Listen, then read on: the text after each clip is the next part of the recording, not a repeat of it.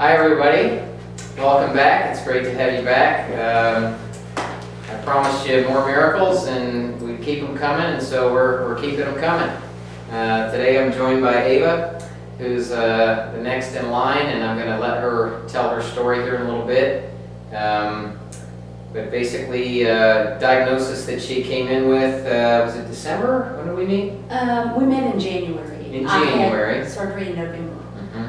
Had surgery in November for endometrial.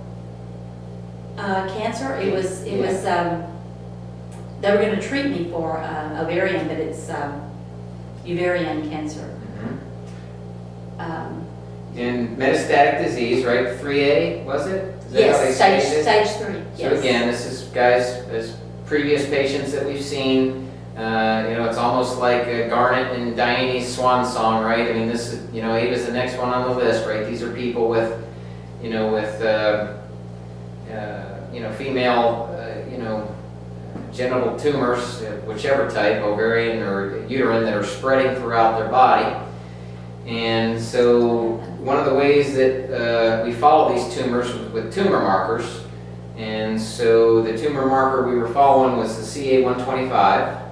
And when we met, it was 105.7. 105.7, high normals 38.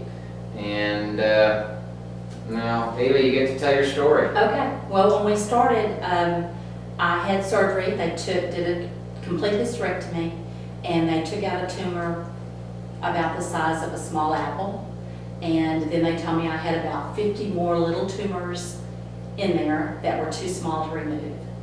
And I felt very pressured because they wanted me to start chemo immediately. I mean immediately, like within the next couple of days.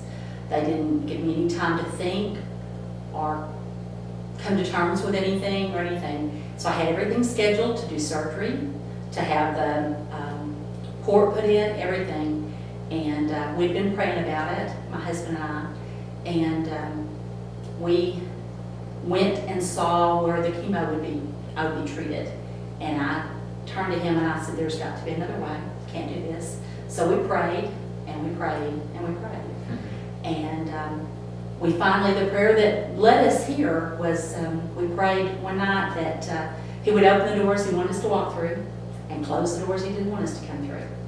And the very next morning at the grocery store, a guy from our church, his daughter had been coming to you. And they didn't know what was wrong with her, but you'd helped her, and she was doing really well. And he gave us your name, and so we felt like that was not a coincidence. We felt like the Lord had led me to do that He, led me in that direction, opened that door for us. So we walked through it, and that was January the 3rd, the first time I came, and it was awesome. I've been getting IVs, and my cancer marker started at 105.7.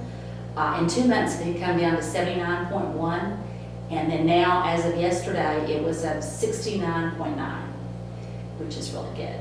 And of course, along the journey, food, the way I eat has changed. I have no sugar, no gluten, no dairy, no vinegar. It's a challenge. It was a challenge, but it's something I've been dealing with, and I've lost 51 pounds. And I hope I continue that. I feel wonderful.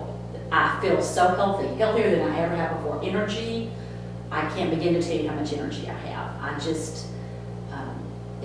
It's different. I have, you told me to try to go do the sleep study, and I did that.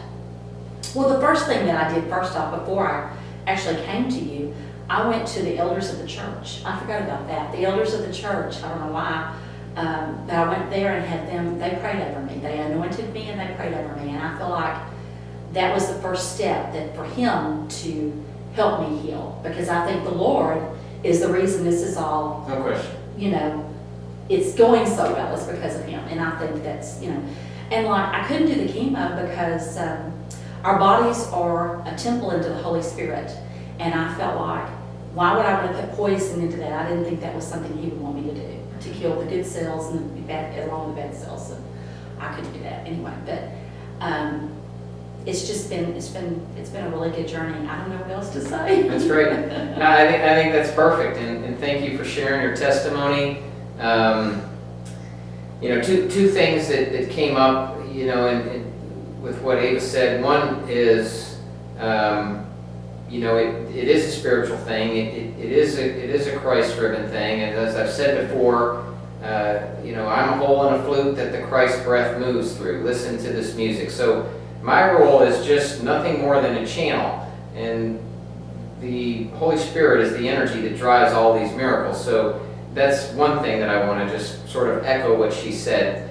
The second thing was earlier in what she said was, they wanted to set me up on chemo right away. That's a big thing that they like to do. They like to get you into that fear mode and that scare tactic deal and scare you into the deal. And we looked, Linda and I went to Truth About Cancer last October with Ty Bollinger, and one of the doctors who lectured at that said, yeah, that's a big tactic that they like. He said, I promise you, there are very, very, very few, if any, that I can think of cancer emergencies. You have time to make decisions. The correct way to do it is to pray about it, right? Exactly. Feel moved, even if it involves chemo. If you pray about it and you're like, yeah, I feel like chemo's a good thing, go ahead and go for it. Right. That's why I was going to die, because I wasn't going to do chemo. That doctor actually told me I was going to die. I was too young to die. Yeah, and again, so there's a scare tactic. If you don't do chemo, you're going to die. Well, I'm not sure, doctor, whoever you are, but guess what? This is a patient who you got one wrong, okay? So the other thing that she said earlier in her conversation was about the hurry up and do chemo. This just came across my phone yesterday. Many of you follow Chris Beat Cancer. Chris, got diagnosed with stage 3B metastatic colon cancer at the age of 26. So, like Ava, he had surgery, and we generally recommend surgery. That's our general approach to to cancer. Number one, stop making cancer, right? If you smoke, quit. If you drink, quit. If you eat gluten, get off of it. If you don't forgive, you get to forgive. Number one, stop doing the things that created it. Second, cut out the cancer. That's called surgery. Third thing, strengthen your immune system. That's what she does when she drives up here. So that's the basic plan, guys, and that's what Chris did at 26 years old, and it came across my phone yesterday. He had his 40th birthday yesterday, guys. 14 years, right, with stage 3B colon cancer with no surgery, no chemotherapy and no radiation in that 14-year window. Injured tissues heal with nutrients, not drugs. So, thank you guys for tuning in again today to listen to Ava's miracle. And Ava, thank you once again for sharing with us. And we'll keep them coming.